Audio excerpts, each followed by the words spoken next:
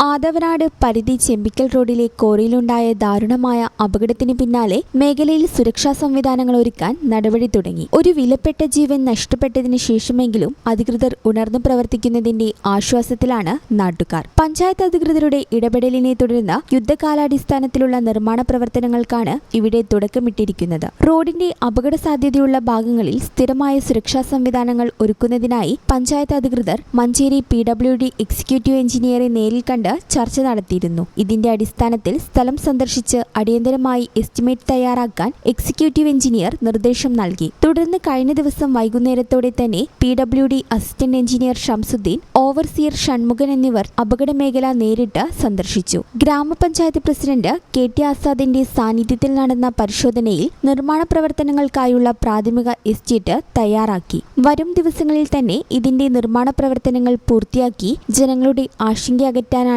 അധികൃതരുടെ നീക്കം. ഈ channel news Valanchery. BSc optometry ഒരു പ്രൊഫഷണൽ കോഴ്സാണ്. ഇതൊരു പ്രാക്ടിക്കൽ ഓറിയന്റഡ് കോഴ്സും കൂടിയാണ്. ക്ലാസ്സിൽ പഠിക്കുന്നതിനേക്കാൾ ക്ലിനിക്കൽ എക്സ്പോഷർ കൂടുതൽ വേണ്ടൊരു മേഖലയും കൂടിയാണ്. അൽസലാമ ഐ ഹോസ്പിറ്റലിൽ ആവശ്യത്തിലധികം ക്ലിനിക്കൽ എക്സ്പോഷർ നമുക്ക് ലഭിക്കുന്നുണ്ട്. അതുകൊണ്ട് തന്നെ വേഗത്തിൽ പഠിക്കാൻ പറ്റുന്നു, എല്ലാം മനസ്സിലാക്കാനും പറ്റുന്നു. We are very happy to be the part of Al Salama Optometry College.